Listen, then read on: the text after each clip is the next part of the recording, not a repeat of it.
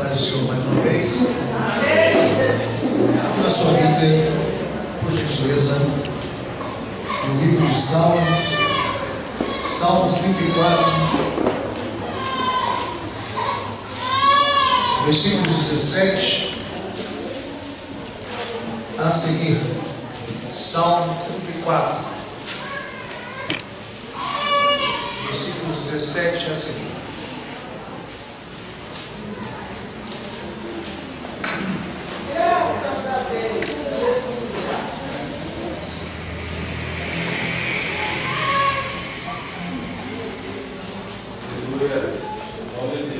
Salmista Davi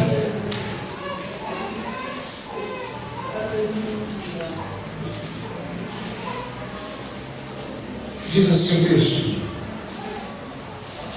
os justos clamam e o Senhor os ouve, livra-os de todas as suas angústias. Perto está o Senhor dos que têm o coração quebrantado e salva os contritos de espírito. Muitas são as aflições do justo, mas o Senhor o livra de todas. Ele lhe preserva todos os seus ossos, nem sequer um deles será quebrantado. Amém.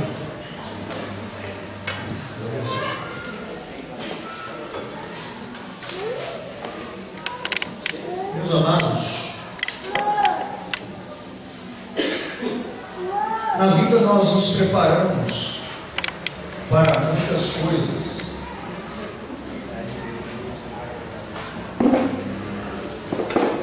Ontem, no último culto que tivemos, naquele período de 12 horas com Deus, também foi nos dada a oportunidade para falarmos a palavra de Deus. Nós falamos sobre um assunto interessante. Eu quero voltar a falar em algo parecido. O tema da nossa reflexão ontem à noite foi dicas para uma carreira bem-sucedida. Obviamente enfatizando a carreira espiritual, a carreira cristã. Quero vos falar um assunto interessante que está intimamente ligado à vida de todo ser humano, independente da classe social, independente do grau de instrução, independente da profissão que atua, independente da região onde mora.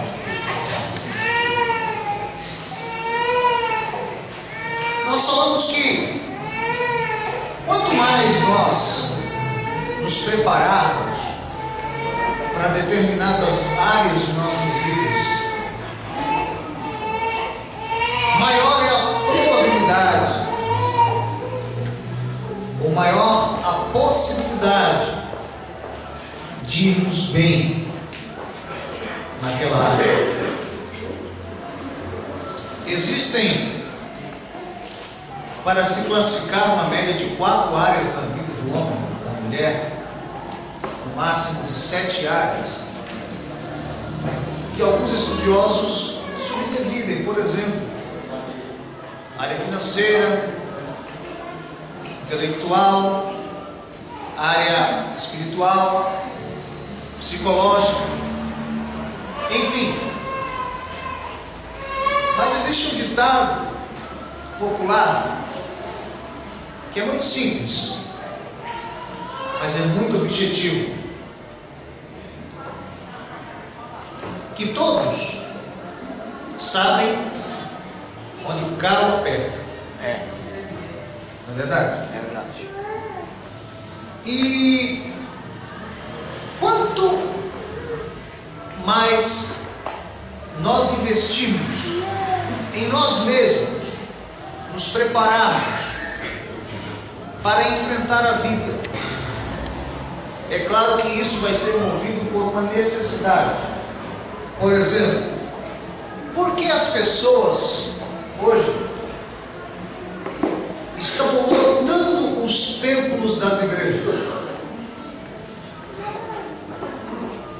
Somente quem é mais velho do que eu, porque eu não sou tão mais velho, né? Não, Gabriel? Nota que há 10, 20, 25 anos atrás, quando eu estava entrando lá na minha segunda série, não existiam tantas pessoas procurando as igrejas. Os cristãos eram ridicularizados. Eu me lembro, eu era um cibói ali na Paulista, daqueles metrôs ali. Eu trabalhava na Bela Sintra e eu andava com uma Bíblia que eu tinha ganhado ali, a minha esposa, então, noivo, nós estávamos noivos. Eu não estou falando de tanto tempo atrás, que eu vou para 12 anos de casado. Falando de 13 anos atrás, 14 no máximo. Eu estava lendo a Bíblia dentro do metrô. E quando eu bati os olhos, tinha um senhor ao lado de uma senhora, ele olhou para mim, baixou a cabeça, depois olhou para ela e fez assim. Como se fosse, coitado, tão jovem e tão alienado. Eu me lembro, aliás, com essa Bíblia aqui que eu havia comprado, logo quando eu comecei a fazer teologia, e ela era novinha, né? Tanto é que a minha hoje, eu não sabia onde estava, eu peguei essa aqui de estudo. Aí entrei dentro do ônibus e olhei o espaço, falei, vou sentar aqui. Sentei. Na hora que eu sentei, eu saquei a Bíblia. Na hora que eu abri, a menina olhou para mim, levantou, foi sentar lá do outro lado. Então, ser cristão era ser coisa de tolo. Só que o tempo foi passando e aquelas pessoas que me ridicularizavam, que te ridicularizavam, começaram a perceber que sem Deus não dá.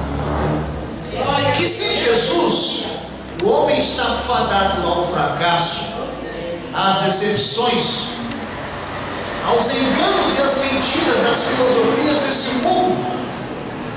Mundo adepto da aparência,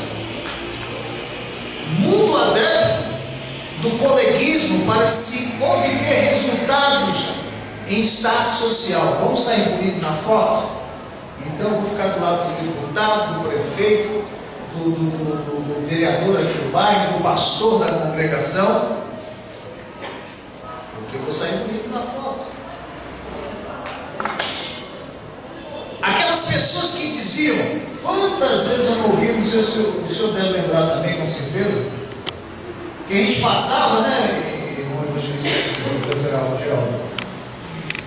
E aí, irmão? Vai lá, irmão. Tinha pessoas até que se fingiam endemoniado, ou expulsado, só para ridicularizar quando o crente passava. Só que a vida passa.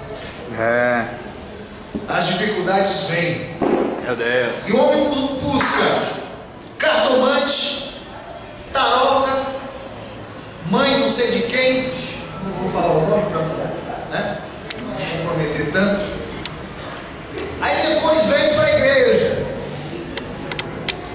E o bom, sabe o que é?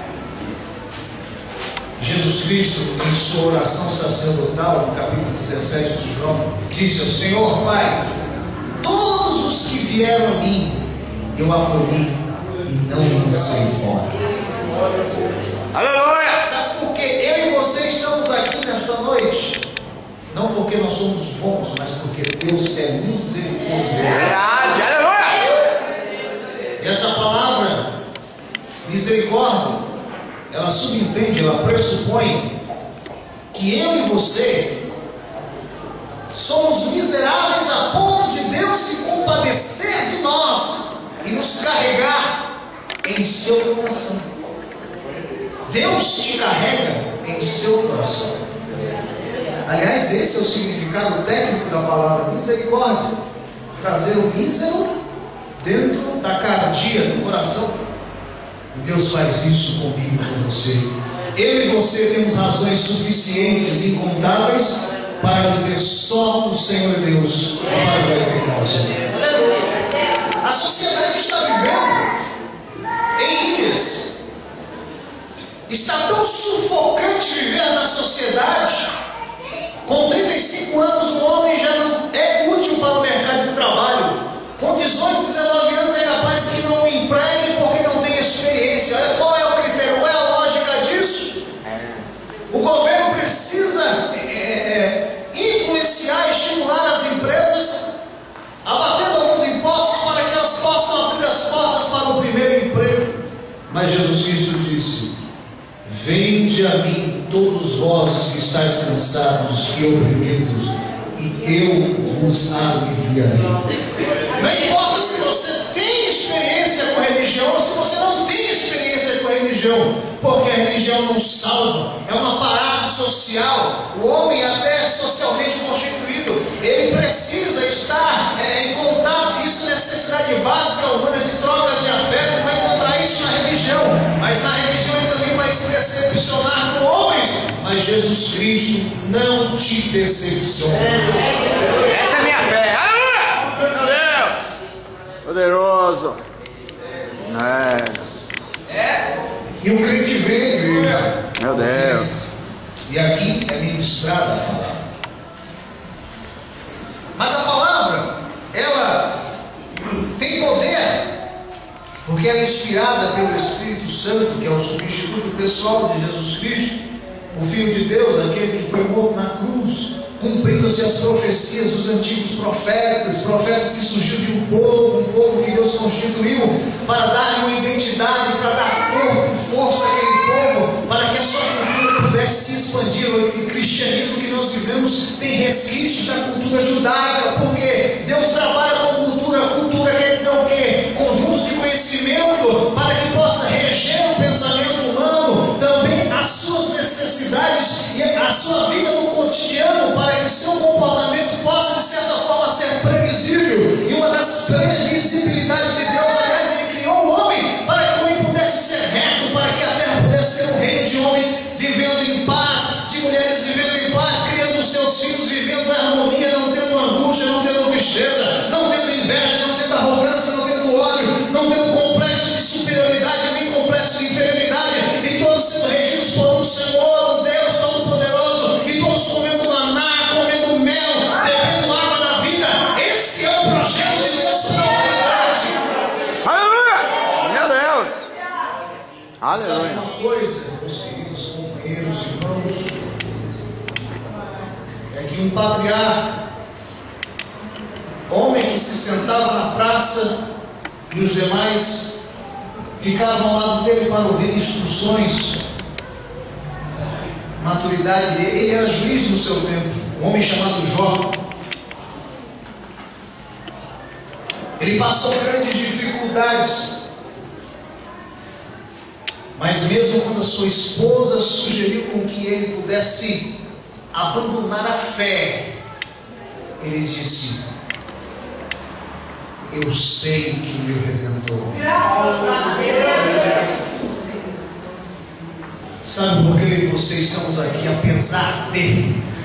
Apesar das suas dificuldades, na área em que você tem mais dificuldade, onde o calo aperta, é porque você sabe, eu sei, nós sabemos. E você que veio hoje aqui nesta noite em busca de uma palavra de conforto, uma palavra de segurança, uma palavra de salvação, essa é a palavra de Deus para a sua vida. Você hoje terá a oportunidade também de saber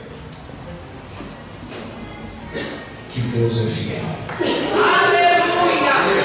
Glória a Deus, aleluia! Deus. Engraçado que somos novos, eu já fui muito mais afoito. Aliás, eu também sempre tive a personalidade mais calma de observar. Mas quem é mais jovem é mais afoito na vida, não é verdade? E Deus usa isso. João disse: olha, eu vos escrevi, inspirado pelo Espírito Santo, porque vós sois fortes, já venceste o maligno. A palavra de Deus está em vós. Uma igreja sem jovens é uma igreja que está faltando alguma coisa. É verdade. Jovem é aquele que põe a mão na massa, é aquele que é pau para toda obra, aquele que faz a obra, aquele que louva, aquele que evangeliza, que traz o colega da faculdade, o colega vizinho, é aquele que vem, que dá ideia para o pastor, que dá ideia para os auxiliares, e vamos fazer a obra de Deus. Isso que é jovem. Mas essa fase da vida passa. Aliás, quando eu me olho no espelho, ainda bem que as pessoas só dizem que esse tem cara de 25 anos, 23, eu falo, que bom, quando eu tiver 45, eu vou achar que eu tenho 35, né? Isso é muito bom. Mas a vida passa. E sabe o que acontece? Essa minha vitalidade vai se esvaindo. Essa sua juvenilidade, jovem, aparência bonita, ela vai embora. Se você poupa o seu dinheiro, você não sabe o que pode acontecer. Lembra dos planos de governo que eu vi? Pessoas colocaram a arma na cabeça e se mataram. Lá em Wall Street, também nos Estados Unidos, 1929, a primeira queda da bolsa. Recentemente, agora a bolsa não passava de 50 pontos abaixo, veio muito menos. Pessoas perdendo dinheiro. Pessoas que investiram em terras lá no Haiti, né? Vou comprar aqui e colocar minha terra. Daqui a pouco você levanta de manhã, você começa a ver no canal A, canal B, canal C, só a tragédia, pessoas mortas, um país acabado, uma catástrofe natural. Mas Jesus Cristo convida você, apesar de estar passando dificuldades, apesar de estar com problemas no relacionamento, apesar de estar com problemas financeiros, apesar de estar morando de aluguel, apesar de você sabe aquilo que está te apertando, Jesus convida crentes e não crentes nesta noite, eu me incluo também no meio deles, a depositar prioritariamente a minha confiança onde a traça não corrói.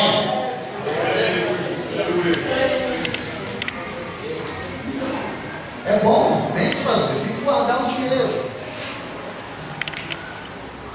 tem que pensar no futuro, tem que ter o seu canto, tem que conquistar, mas não pode colocar o coração nessas coisas. Eu me lembro uma das orações, uma sexta-feira aqui, na época que tinha aqui outros obreiros que já estão em outras pregações, eu estava orando ao Senhor, e o Senhor me disse: meu servo, primeiro eu quero te dar o que é mais excelente. A sociedade em que nós vivemos, ela prega a inversão de valores. O velho não é mais valorizado, é descartável. O ônibus não para. Eu lembro de um companheiro que eu tinha que ficar com ele no ponto. Ele ia me chamando, vamos lá conversando, tal. Eu, rapaz, esse companheiro gosta muito de bênção. Aí daqui a pouco o ônibus passava, aí dá sinal para mim.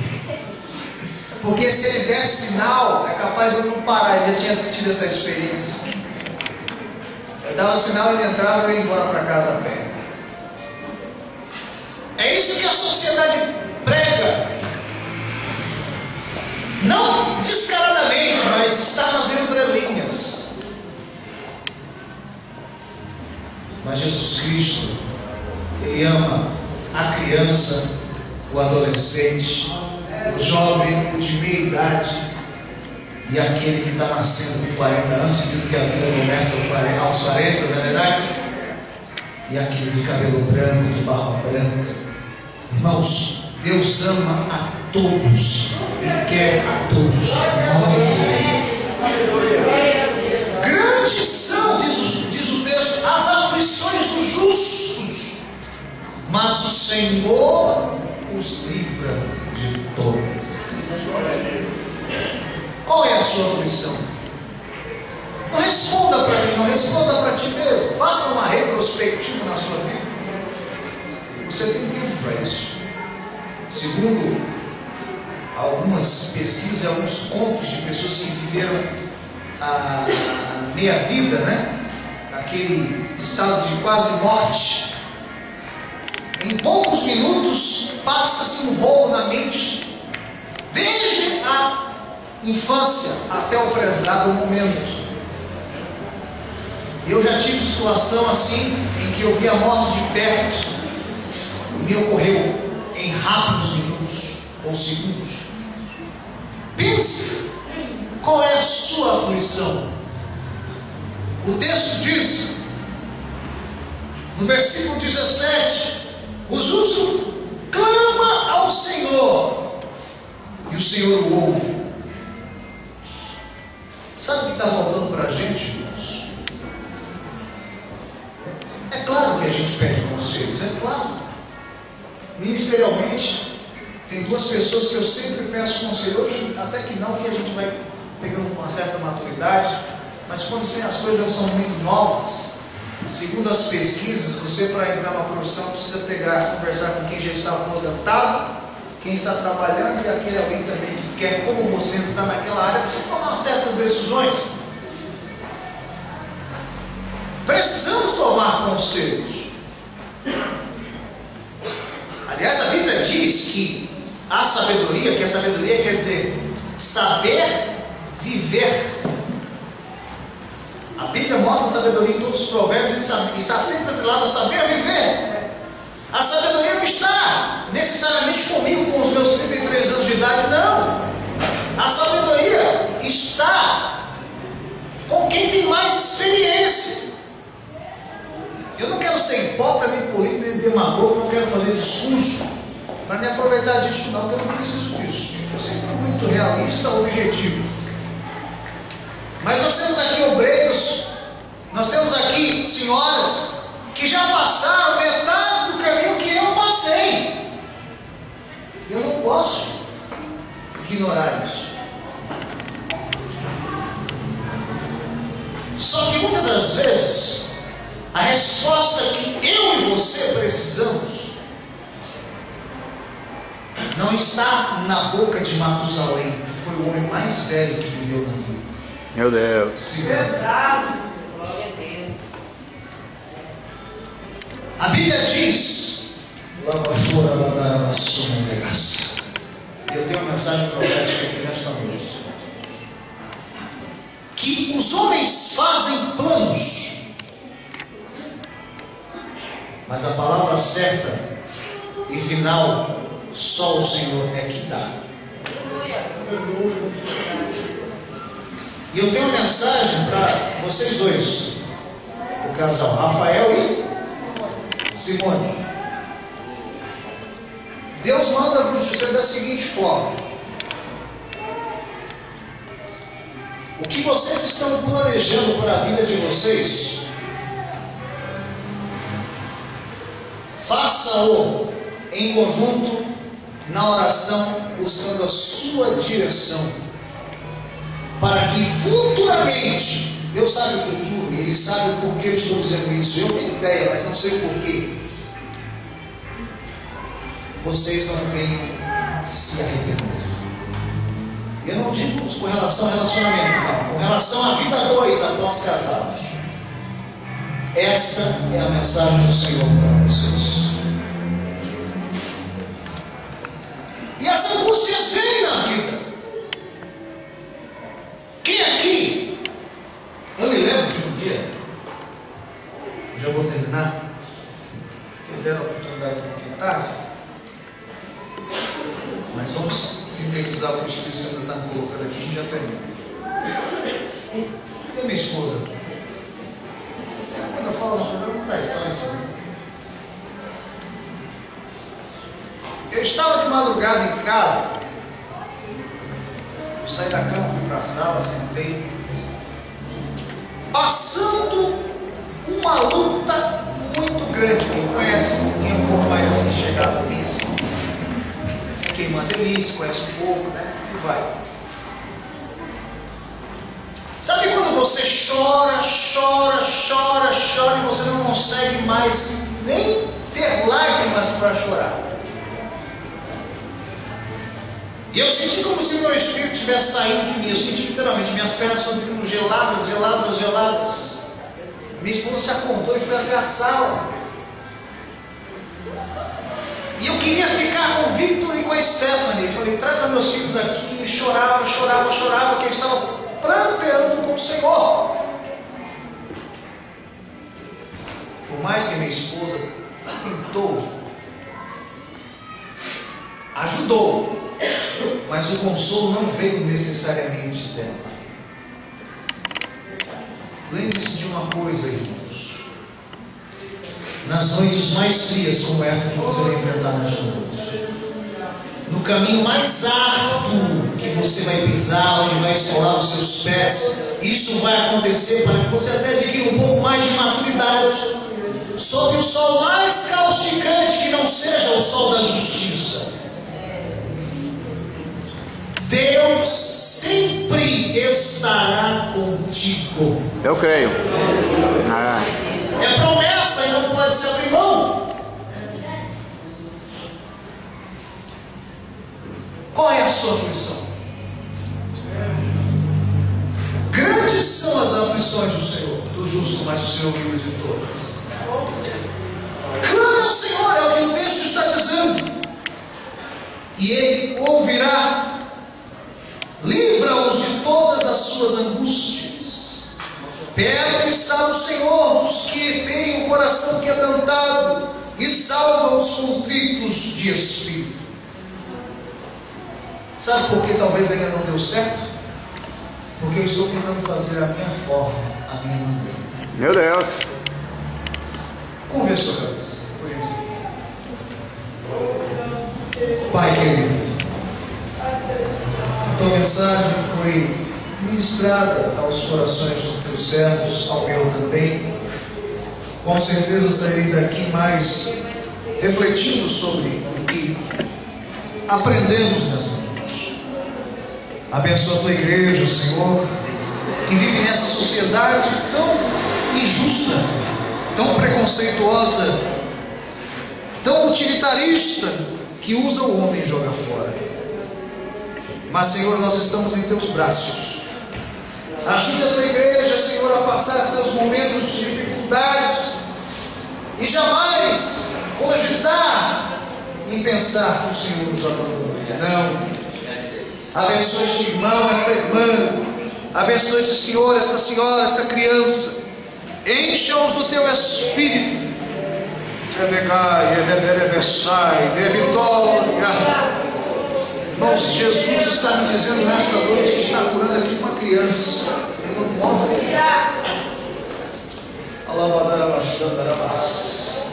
Dê a cura, Senhor, o livramento.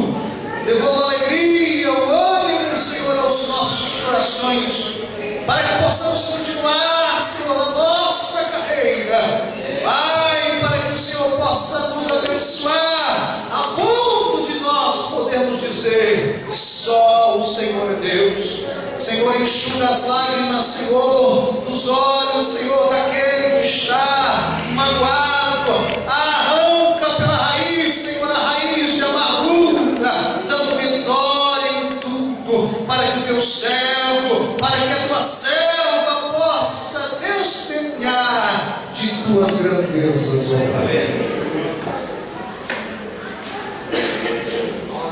Que Deus em Cristo nos abençoe, irmãos. Que o Espírito Santo possa continuar falando em nossos corações.